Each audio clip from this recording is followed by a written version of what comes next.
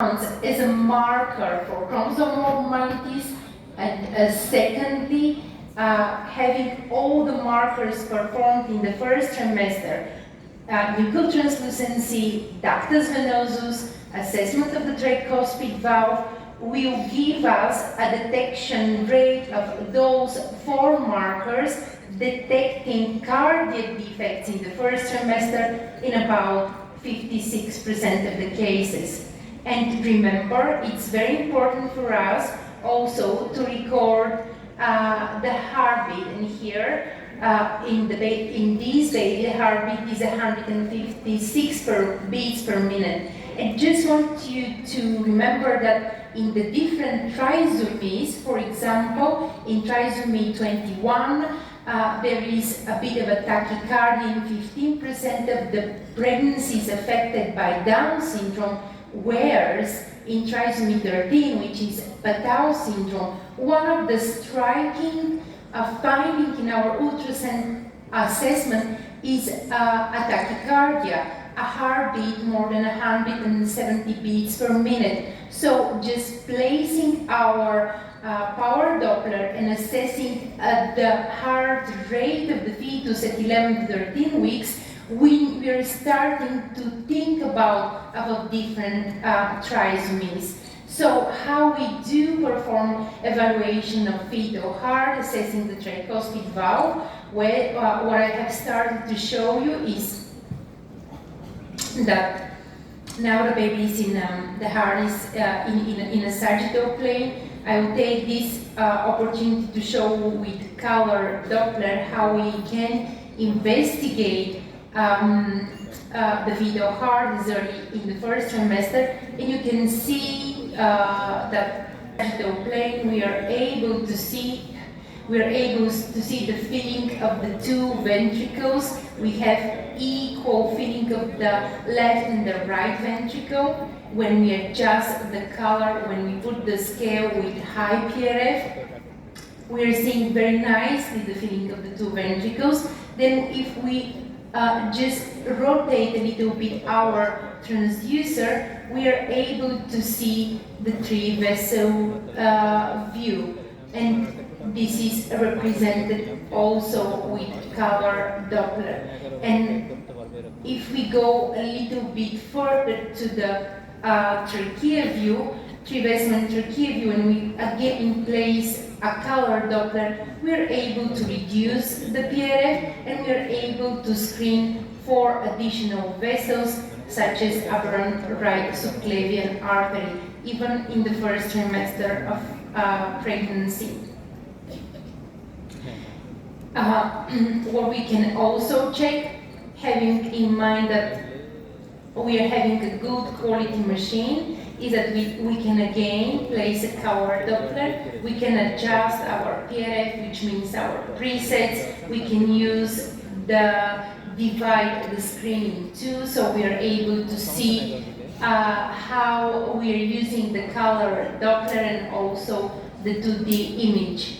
And by doing so, we are able to identify the right and the left outflow tract in the heart even as early in the first trimester of pregnancy. And when the baby is a little bit more favorable position, I'm going to demonstrate it as well. Fetal abnormalities such as hypoplastic left heart syndrome or tricuspid atresia are the one that we will always detect in the first trimester, also by 2D or using a color Doppler. I'm trying to not to be so systematic because I depend on the baby's position. Now the baby wants to show me maybe the sagittal plane where I can show you the measurements of the nuchal translucency. I will just store that image because I don't want to lose it. We need to have, well, the baby is here, fantastic. So we are in a sagittal plane where we are able to see, we need to magnify first of all the picture to be in the center of the screen. We are seeing, as Aris already showed, the 3 black spaces which are the hidden clue or the screening for us for open spina bifida. And then we are seeing the nuchal translucency, and what we need to make sure is that we will place caliper inner to inner, and we will use the highest measurement of the nuchal translucency in the report of our patient in order to calculate the risk for chromosomal abnormalities. What is important and what we can see in this sagittal view is actually that we are assessing also the nasal bone, another marker for chromosomal abnormalities. And you can see this is the tip of the nose, this is the skin, and here is the nasal bone.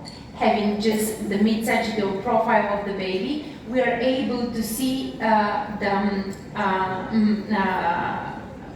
maxilla and mandible, and you have already heard that those are important features for us to exclude cleft lip and cleft palate as soon as early in the first trimester.